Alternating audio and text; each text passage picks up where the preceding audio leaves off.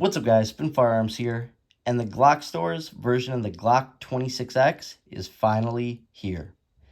And we're going to be comparing it to the Nomad Defense Glock 26X frame that has been out for a while and that I've been showing you guys on this channel because of its unbelievable quality and how it's just such a great gun.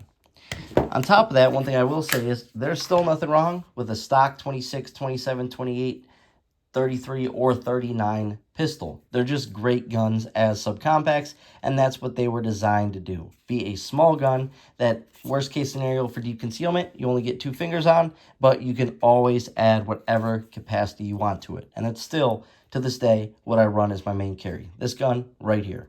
And also, if you're interested in Trigger Shark triggers, code SBN for 15% off, as they are the best defensive pistols out there for, or defensive triggers for Glock. And on top of that, they're textured and adjustable. And I pair that with a Blacksmith Tactical inside the waistband holster with a monoblock claw and a wedge. The wedge is like $6. Code SBN for 10% off. You cannot beat this setup right here. All right, let's get into it. This is what we have right here. We're just going to go through them and compare them. Obviously, if one's a 26X, just consider the other one a 26X because this is a 27X. But everything's going to be the same dimensions. The magazines are all going to be the same lengths. And you just have to act accordingly with the capacity for that caliber.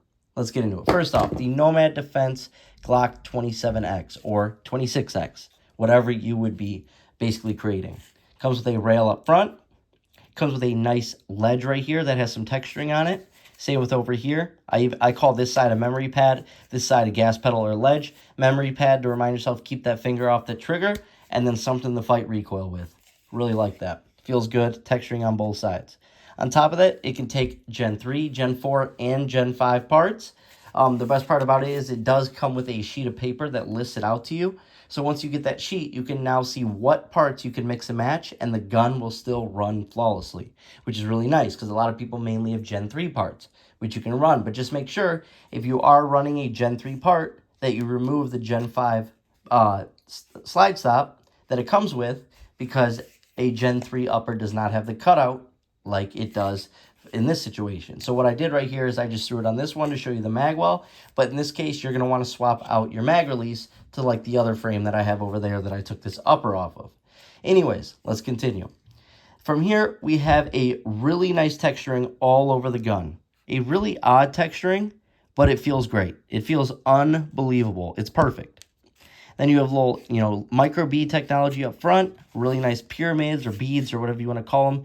And then on this one has the metal backstrap. It also comes with 2 polymer backstraps. When you run the metal backstrap, you also run it with that mag well.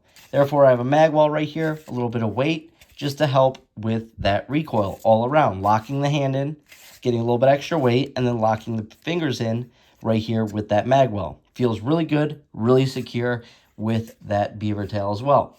Now, the slide came from this one right here, but I wanted to show you the one with the mag well. This one right here does not have the mag well. This would use the polymer backstrap. That's how I run the 27. I just wanted to show you this option because this is the option that a lot of people are going to. Then you have your mag release right here. You have a different style trigger guard than your typical Glock. A nice size undercut. And overall, this thing is dang near perfect. You really can't beat it. On top of that, when I look at the material of this frame versus the material of a Glock frame, they look pretty dang similar. Very similar polymers, it looks like. So overall, I like it. Great. You guys have seen the videos. You guys have seen the reviews. It is a phenomenal gun. Now, what makes this such a great gun? Short barrel and slide for less muzzle flip. You don't have all this extra mass hanging off, having your gun go like this every time you shoot, so you're always right back on target. And my buddy and I, first time we shot it, we were blown out of the water. We're like, holy crap, this is a setup right here. Then on top of that, you still have full 3-finger contact for feeling secure with the gun. It's more of a mental thing because I shoot this without the base plate on there just fine. But a lot of people want full 3-finger contact, so that's what you get while still having the shorter barrel and slide, which is also more comfortable while carrying. Just make sure you pair it with something like a wedge so it doesn't keel over, right? So it's a really great way to go. Unbelievable. Can't beat this. And on top of that, the Nomad Defense, code SBN5 for 5% off for the Nomad Defense one. It is a great lower. And we've ran everything through it, 100% reliable. Now the GlockStore one. You also have a option for a light. It comes with a rail. Then, not the same style memory pads, but you have a ledge. So you can still rest that thumb right there, and it feels pretty dang good to help you fight recoil, and you can still associate that finger with that ledge as a memory pad. It's just a different way of doing it, but really nice. The polymer, pretty similar, pretty dang similar. The look, pretty Glockish, honestly. Then on top of that, this can run a Gen 3, Gen 4, and Gen 5 upper. I'm just not 100% sure on the lower yet. I'll get back to you guys in another video. Haven't quite found the answers to that. This also has a smaller trigger guard compared to the Nomad Defense. Some people like bigger ones for if you have a gloved finger. This should be fine if you have a gloved finger as well. I don't see any problems with it. Also a different style. This is more beefed up front, as you can see. And they also did some cutouts, which is really nice for your hand right here. So it fits that hand going here really well. I sort of like that. And then a deeper, undercut right there than the Nomad. It's deeper, it's wider, therefore it can fit different fingers. This is a little bit thicker, more like your typical 19 or your typical 26, where this is a bit thinner. So I would say more hands will fit this, but larger hands might like this one better. Texturing is really good all around. They went more with like the traditional sandpaper. On the side, it's less abrasive, so on your skin, it's not going to be rough. And then on the back, you got more sandpaper. So overall, it feels really good. I like it. On top of that, it swings out up front, swings out on the sides. So it's like a micro magwell built into it. But you know GlockStore, they're going to come out with everything for this thing. They might already have it, and you can do a magwell on that as well. With the Nomad Defense, it's an option. You can get the magwell one or without.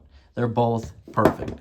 So this, ergonomics-wise, feels really good. I would say this one's a little more slippery than the Nomad Defense, but some people like less texturing. Some people like more aggressive texturing. It's all up to the person. Overall, beaver tail feels really good. Your hand does feel locked in with this gun, that's for sure. I really like the GlockStore one. This is awesome. On top of that, it does have the lanyard loop in the back. Therefore, like I said, there's accessories to come with this 100%. And overall, yeah, my buddy did the the finish on this upper, and he just knocked it out of the park. It is so perfect. So perfect. Unbelievable.